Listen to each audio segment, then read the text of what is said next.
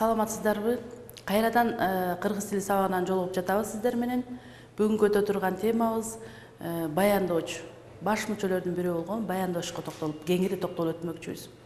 Бул кыргыз тил илими чоң бөлүмдөрдөн турат. Фонетика, морфология, синтаксис, лексика жана башка ушулар сыяктуу. Бул синтаксистин бир бөлүмү болгон баш жана айкындоочторду, мүчөлөрдү үйрөтүүчү илим синтаксистин бир бөлүмү болгон бул баш мүчөлөргө токтолот экенбиз. Баш мүчөлөрдүн бири болгон баяндооч жөнүндө кеңири токтолуп өтөт экенбиз. Баяндооч бул грамматикалык жактан ээге баш ийип, ээнин кыймыл аракетин, алабалын, ким экендигин, эмнелигин, кандайлыгын билдирген баш мүчө баяндооч деп аталат экен. Баяндооч ээни сан, жак боюнча ичит. Эмне кылды, эмне кылып жатат, ким, эмне, кайсы, эмне кылган, кандай, канча, нече деген суроолорго жооп берет. Баяндооч мисал үчүн мисал келтирип көрсөк, сөздүн көркү макал дейт. Сөздүн көркү макал. Мында баяндооч макал. Сөздүн көркү эмне? Макал. Эмне деген суроого жооп берди. Менин атым Айсултан. Менин атым Айсултан. Менин атым Айсултан. Мында баяндооч Айсултан болду. Ажардын жашы 15-терде. Мында мисал келтирип атат да баяндоочторго. Баатыр жоо барында сыйлуу дейт. Баатыр жоо барында сыйлуу. Кандай сыйлуу? Бул учурда сынатоочтук милдетти аткарып атат. Силерге билим керек дейт. Керек. Бул учурда керек. Кандай? Керек. Билим керек. Шаарга мени жибериши мүмкүн эле. Мында бул сүйлөмдө мүмкүн эле деген баяндоочу.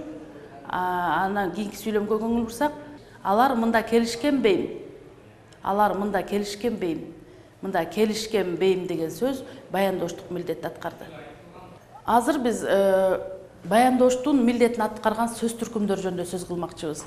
Сүйгөн шаарым Бишкек дейт. Мында баяндооч Бишкек, зат атооч болду Бишкек, бирок зат атооч бул сүйлөмдө баяндоочтук милдетти аткарды. Сүйгөн шаарым Бишкек. Эмне? Бишкек. Зат атооч, бирок баяндоочтук милдетти аткарды. Экинчи сүйлөмгө көңүл бурсаңар. Акылдуунун сөзү кыска, айта келсе нуска дейт. Мында баяндоочтор кыска жана нуска. Бул жана татаал сүйлөм болду. Татаал сүйлөмдүн биринчи сүйлөмүндө да, экинчи сүйлөмүндө да баяндооч бар. Бул баяндоочтор сынатооч болду. Сынатооч болгондуктан баяндоочтун милдетин сынатооч аткарды. Үчүнчү сүйлөмгө көңүлүңөрдү бургула. Анын жашы 25-терде. Анын жашы канчада? 25-терде. 25-терде. Баяндооч санатооч болду. 25-терде. Канчада? Баяндооч санатооч болду дагы. Баяндоочтун милдетин санатооч аткарды. Кийинки сүйлөмгө көңүлүңөрдү бургула. Каныбек деген менмин дейт. Каныбек деген менмин. Киммин? Менмин. Бул баяндооч болду дагы. Бул баяндоочтун милдетин ататооч аткарды. Жалкоонун шылтоосу көп дейт. Жалкоонун шылтоосу көп. Кандай? Жалкоонун шылтоосу көп. Кандай деген суроого жооп берди. Бул учурда кандай деген тактооч баяндоочтук милдетти аткарды. Андан кийинки жаш бутактын ийилгени, сынганы, жаш жигиттин уялганы, өлгөнү. Бул атоочтук түрмөк болуп эсептелинет экен дагы. Сынганы, өлгөнү деген баяндооч атоочтуктан турат экен. Атоочтуктан турат экен. Дагы бир жолу көңүлүңөрдү бурсаңар. Жаш бутактын ийилгени, сынганы, жаш жигиттин уялганы, өлгөнү. Кийинки сүйлөмгө көңүлүңөрдү бурсаңар. Бир көргөн билиш, эки көргөн тааныш дейт. Көрдүңөрбү? Мында биринчи сүйлөмдө баяндооч билиш болду.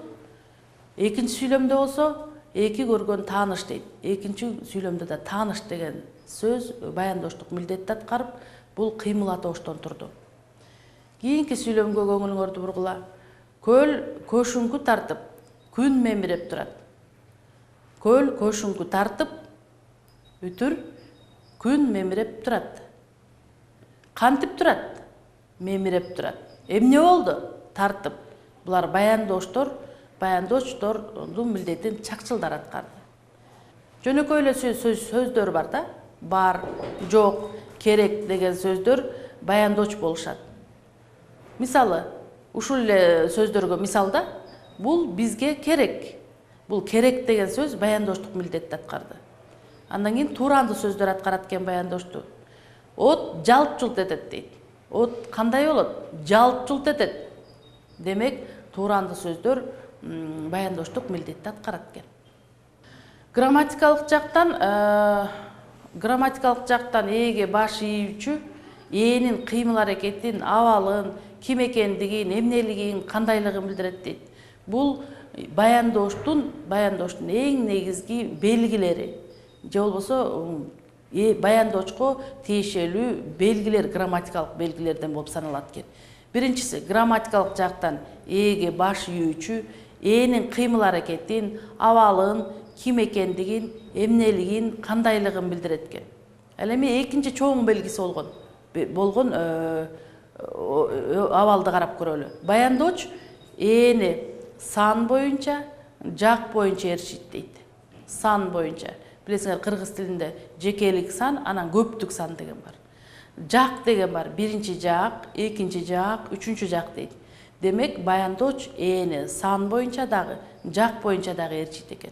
Ал эми эң негизги белгиси болгон баяндооштун суроолору болуп саналат экен.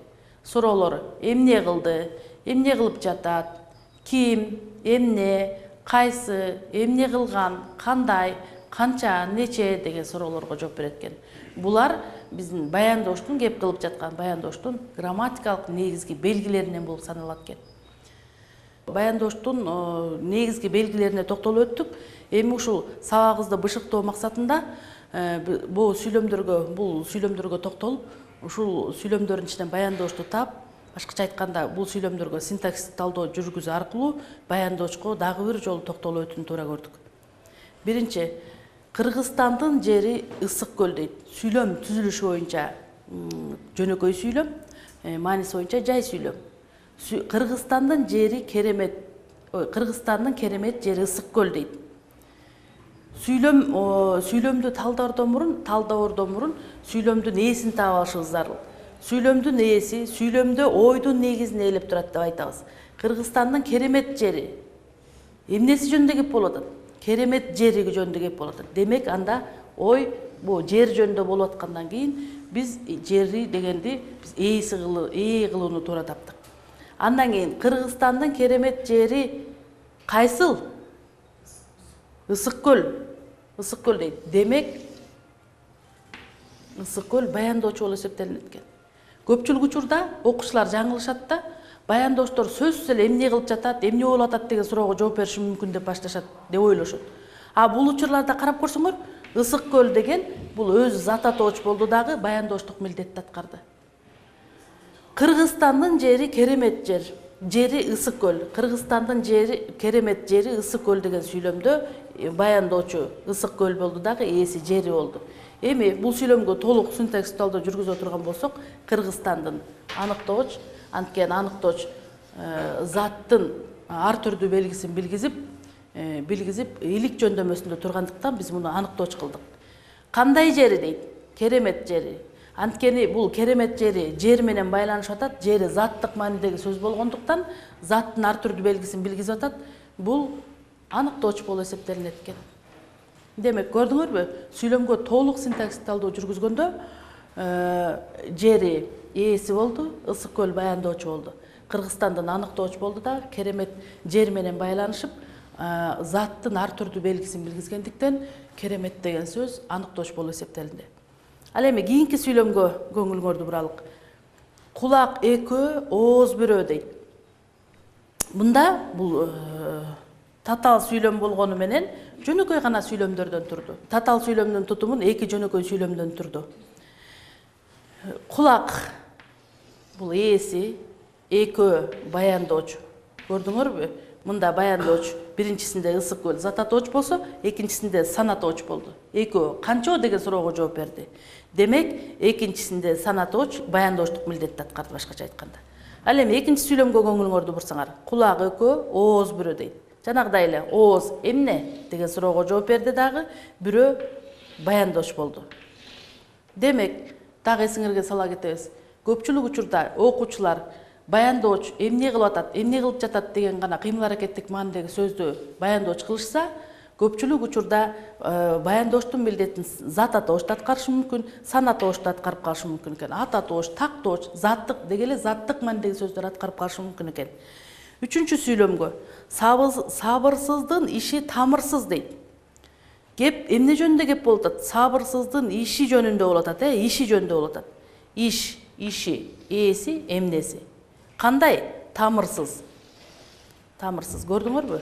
Бул кандай деген суроого жооп берип, заттын ар түрдүү белгисин билгизди. Сынатооч, баяндооч болуп эсептелинди. Эми сабырсыздын деген кимдин деген суроого жооп берип, зат атооштун ар түрдүү, заттык маанидеги сөздүн ар түрдүү белгисин билгизип, бул аныктооштук милдетти аткарды. Эми бул мисалдардан, бул келтирилген мисалдардан өзүңөр көңүл бурсаңар, баяндооштук милдетти заттык маанидеги сөздөр аткара берерин түшүндүңөр. Биринчи сүйлөмдө ысык көл аткарды, экинчи сүйлөмдө ысык көл деген затты атоочу аткарды, экинчи сүйлөмдө болсо экөө деген, эки, бир деген сан атооштон турду.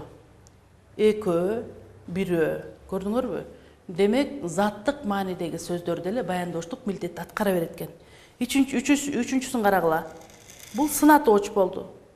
Демек, бул абалда карап көрсөңөр, биринчисинде зат атооч, экинчисинде сан атооч, үчүнчүсүндө сын атооч болду. Башкача айтканда, баяндооштун милдетин башка заттык маанидеги сөз түркүмдөрдө эле аткара берерине кеңири токтолуп өттүк. Баяндооч ээни грамматикалык жактан байланышып, бири-бири менен байланышып, эмне кылды, эмне болду, кандай, ким, канча нече деген суроолорго жооп берерине токтолуп өттүк. Баяндоочко тиешелүү грамматикалык категориялар жана өзүнө тиешелүү белгилер бар экендигине токтолуп өттүк. Ушуну менен сабагыбызды жыйынтыктайбыз. Кийинки сабактарда жолугушканча саламатта туруңуздар.